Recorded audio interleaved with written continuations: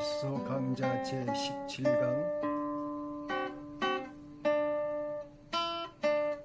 동굴과 터널. 에베소 제5장 21절에서 33절까지가 되겠습니다.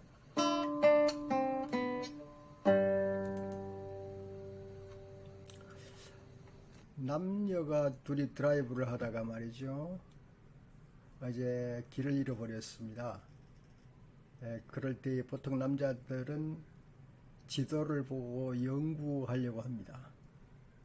그러나 여성분들은 대체로 창문을 열고 지나가는 사람을 찾아서 물어보고 해결을 하려고 합니다. 남자들은 스트레스가 쌓이면 대체로 조용히 긴장을 풀며 해결을 해보려고 합니다. 그걸 어떤 학자들은 동굴 속으로 들어간다, 그렇게 표현을 합니다. 여자는 터널형입니다. 스트레스가 쌓이면 시장 바닥에 나가서 사람들과 대화를 하면서 말을 하면서 풉니다. 뭐 다 그렇지는 않지만 대체로 이제 여성과 남성의 유형들이 그렇다는 그런 얘기입니다. 다시 말해서 같지 않다는 걸 표현하려고 하는 겁니다. 남자와 여자는 다르다. 하나님이 그 참 다른 사람을 붙여놓아서 같이 평생 살도록 한 게 하나님의 그 계획은 참 오묘해서 저는 잘 알 수 없습니다만은 그렇습니다. 그렇다면 이 취향이 전혀 다른 동굴형과 터널형이 어떻게 험한 세상을 살아나갈 수 있을까요?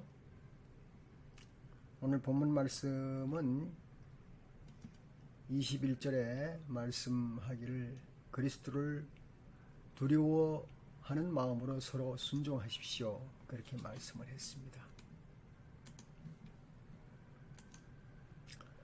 그리스도를 두려워하는 마음으로 서로 순종하라. 이 두렵게 생각하는 것 별로 좋지는 않지요. 그러나 이제 대상이, 우리 두려움의 대상은 이제 예수 그리스도이신데, 그 예수 그리스도를 중간에 두고 남자와 여자가 어떤 서로 인간 관계가 시작되어 가는 것이죠. 그래서 이제 그 개역 개정은 사실 두려워한다는 말 표현보다는 경외한다, 그렇게 표현되어 있습니다. 이제 세 번역에는 두려워한다 그렇게 되어 있고요.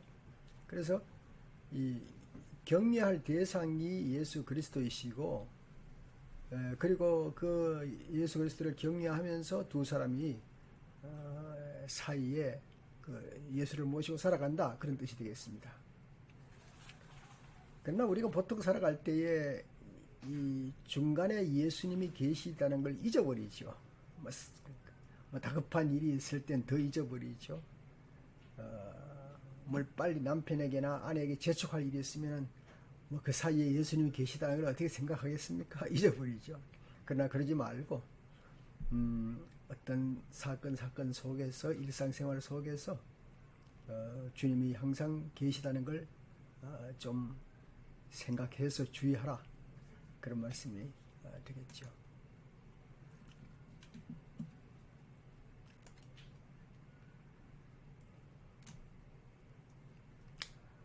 어떤 결혼식장에 말이죠, 주례자가 이제 아내에게 이제 서약을 남편에게 하고 나서 또 아내에게 했겠죠.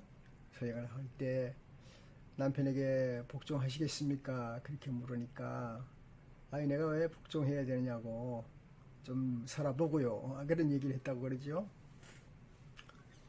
여기 22절에 아내된 이 여러분, 남편에게 하기를 주님께 하듯 하십시오. 근데 개역 개정에는 복종하기를 주께 하듯 하라, 그렇게 말씀했습니다. 이 복종이란 말을 좋아할 사람은 아무도 없습니다. 특별히 요즘은 다 여자들 자존심 높지요. 그런데 복종하라는 말이 참 듣기가 어떨지 모르겠어요. 그런데 이 복종이라 할 때 누구든지 거부감을 가지고 있게 됩니다.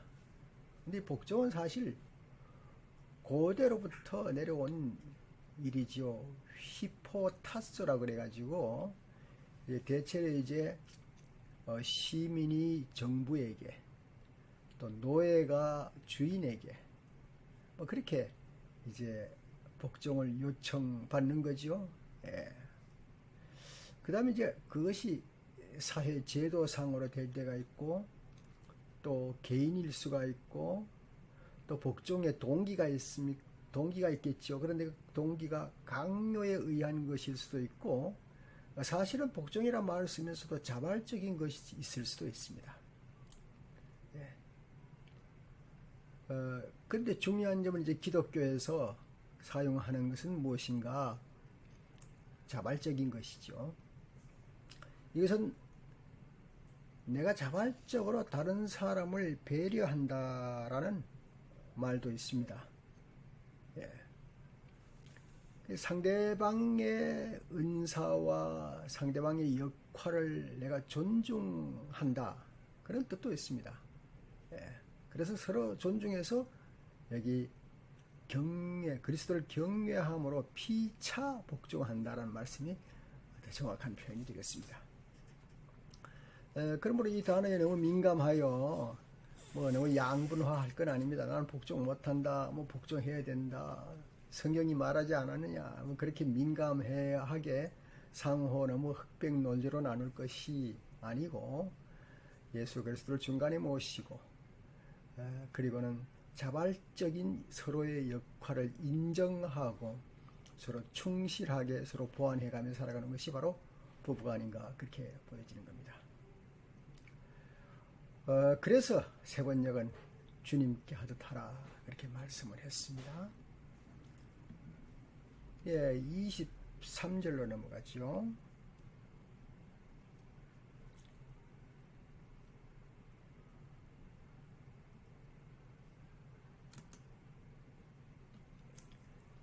(23절은) 그리스도께서 교회의 머리가 되심과 같이 남편은 아내의 머리가 됩니다. 바로 그리스도께서는 몸의 구주이십니다. 그렇게 말씀을 했습니다.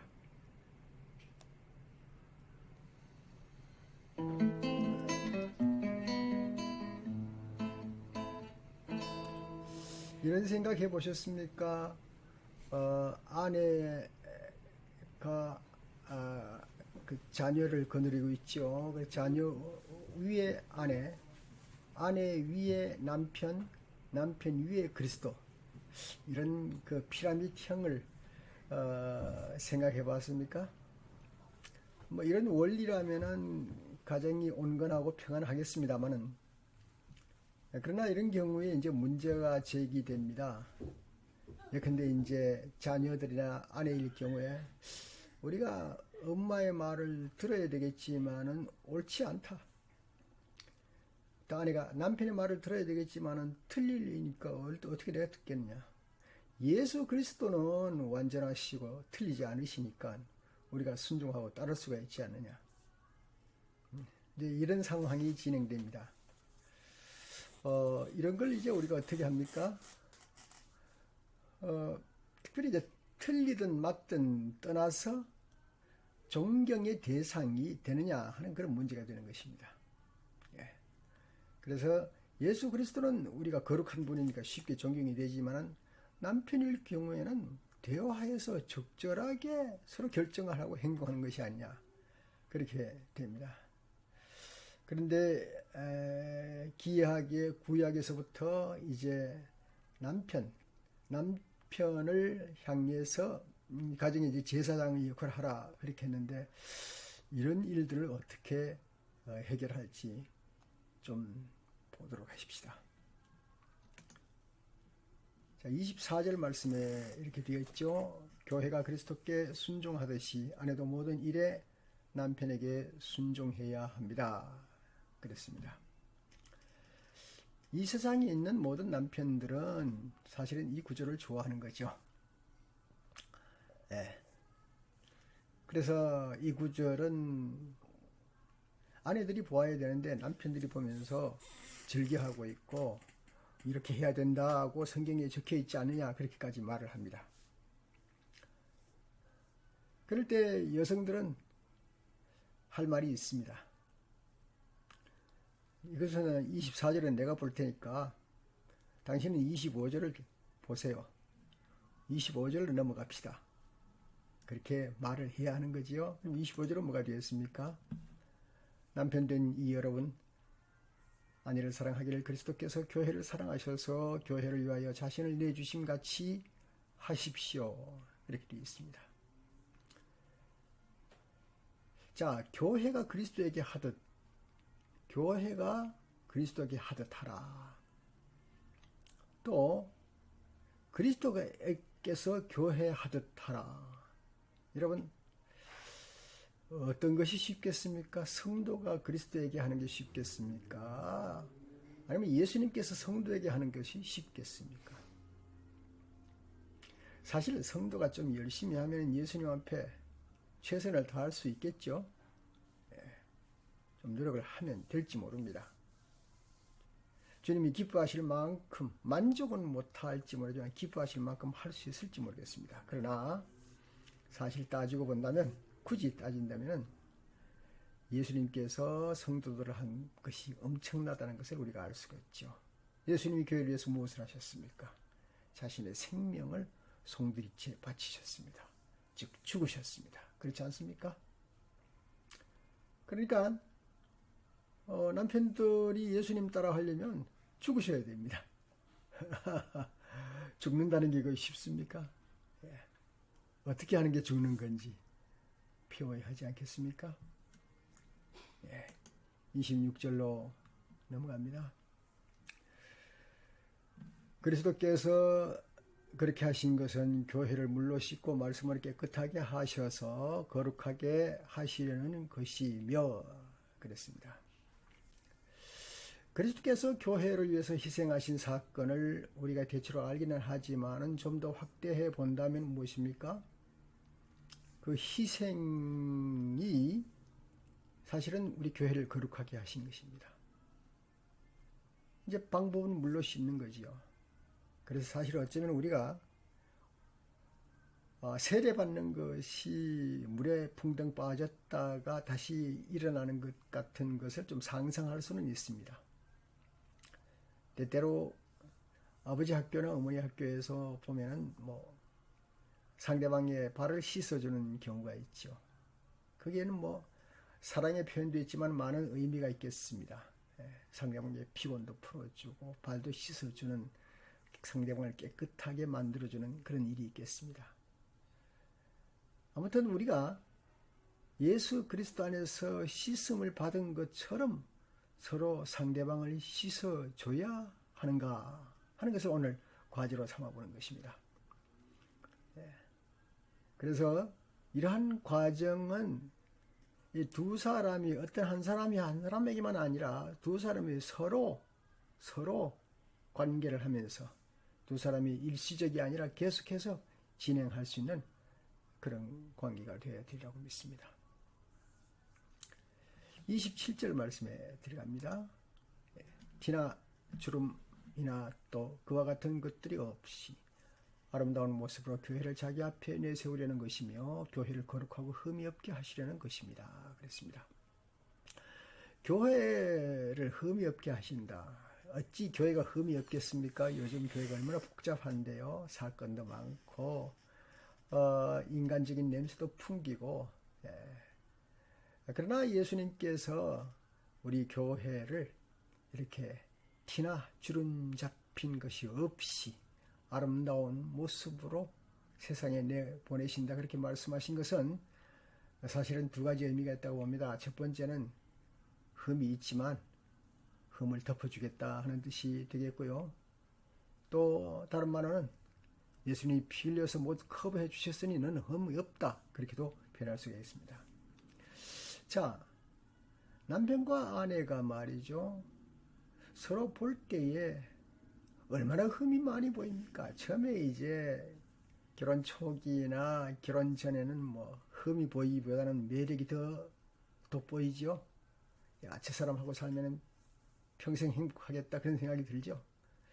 그런데 한참 살다 보면은 5년, 10년, 15년 쭉 살다 보면은 얼마나 흠이 많이 보이는지 몰라요. 이럴 줄 알았으면 내가 결혼하지 않았을 것을 하고 다들 그런 얘기를 하죠. 이것 역시 우리가 예수님께서 교회를 흠 없이 주름 없이 보여지게 하는 그 역할처럼 우리가 살아가는 것이죠. 흠이 없어서 없다는 게 아니라 흠을 감추어 준다거나 흠을 덮어나간다는 그런 의미가 있지 않겠습니까? 이와 같이 남편도 아내를 자기 몸과 같이 사랑해야 한다. 자기 아내를 사랑하는 것은 곧 자기를 사랑하는 것이다. 자, 이제 남편과 아내의 관계를 두고 말이죠. 조금 원초적인 것으로 올라가게 됩니다. 이게 어디까지 올라갑니까? 사실은 아담과 하와를 얘기하게 되죠. 저도 주례할 때 아담과 하와 얘기를 많이 하게 됩니다. 아담이 처음에 하와를 얻을 때 뭐라 그랬습니까? 이는 내 뼈 중에 뼈요 살 중에 살이로다. 그렇게 말을 했죠. 그 얼마나 좋은 말입니까? 근데 그 좋은 말을 최초 사랑의 고백이라고 말할 수가 있겠죠. 보통 목사님들이 이 구절을 말씀하시면서 아담처럼 하와처럼 뭐 이렇게 사랑을 표현하지만은 그때 당시와 지금의 상황과 다릅니다. 말하기로 하면 아담과 하와는 단 둘이밖에 없었지 않습니까?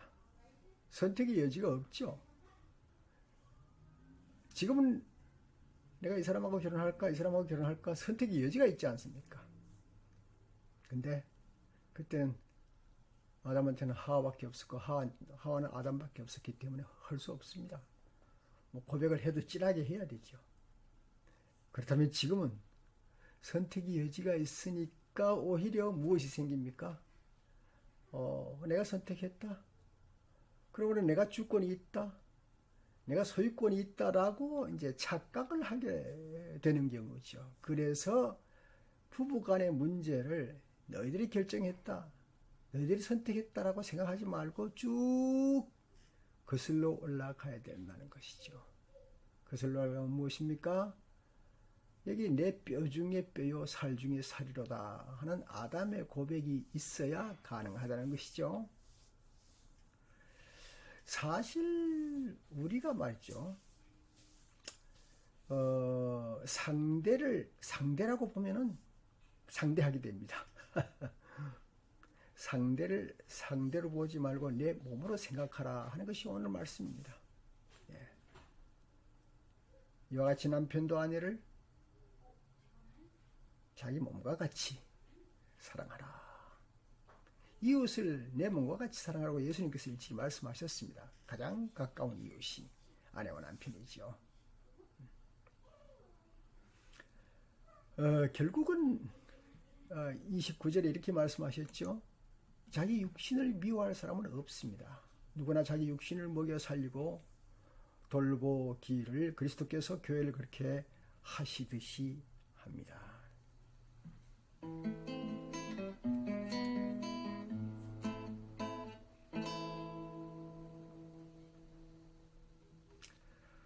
사람은 각자 스스로가 자기 자신을 돌보는 것이 가장 기본입니다.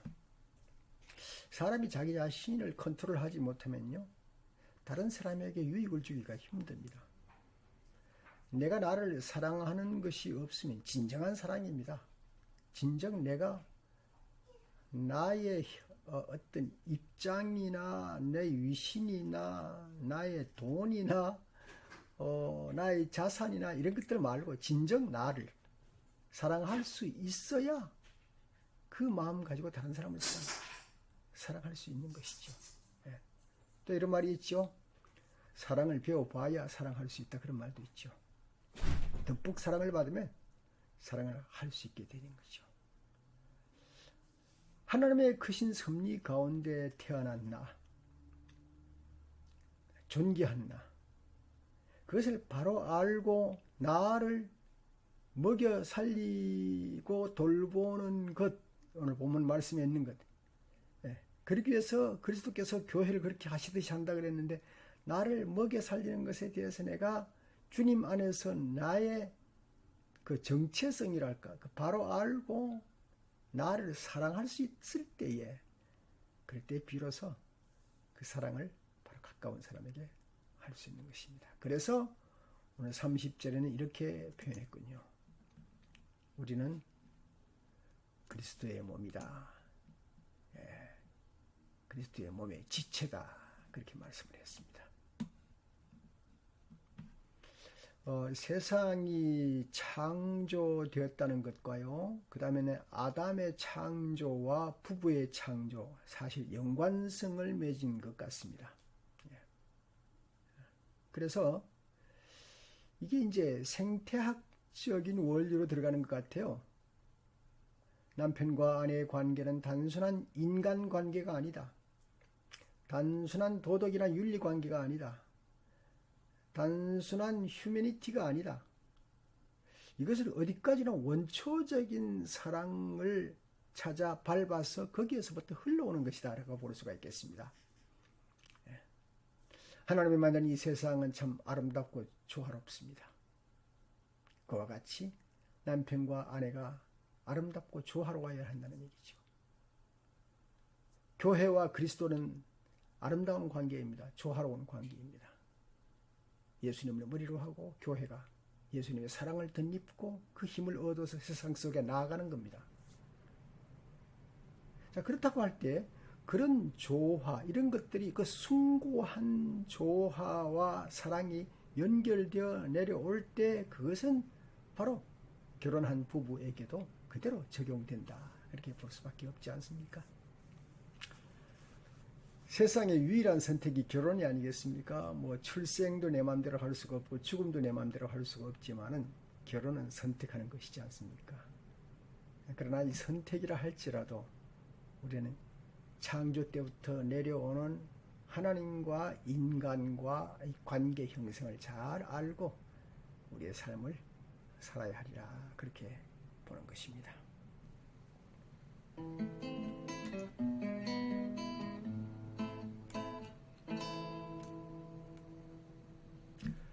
그러므로 사람이 부모를 떠나 자기 아내와 합하여 그 둘이 한 몸이 되는 것입니다. 사람이 부모를 떠나 자기 아내와 합하여 그 둘이 한 몸이 된다 그랬습니다. 교육학에서는요, 자녀가 자라나서 부모를 떠나는 겁니다. 부부 사이에 그 누구도 낄 수가 없습니다.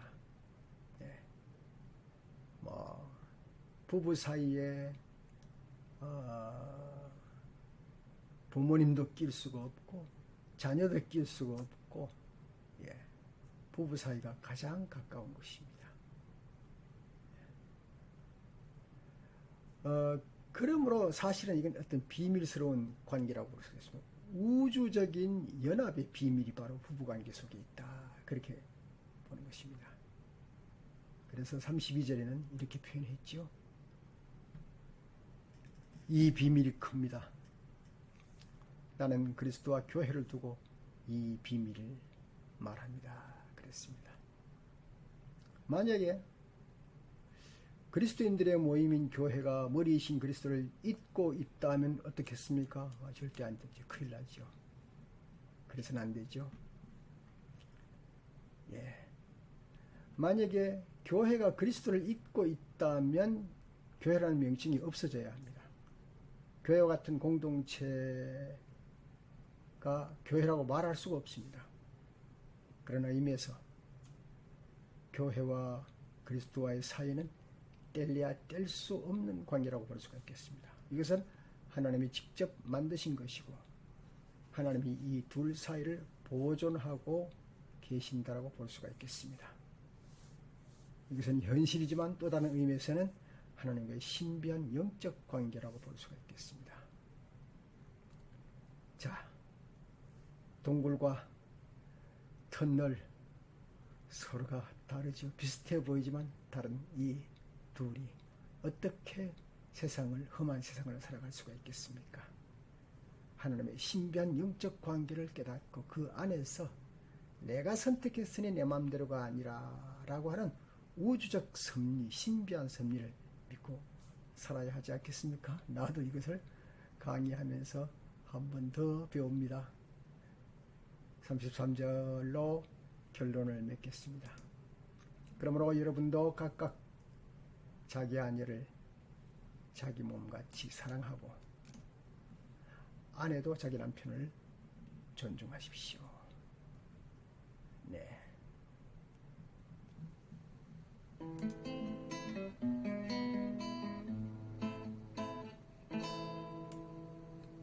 네, 오늘 제가 이것으로 제 에베소 강좌 제 17강을 모두 마치겠습니다.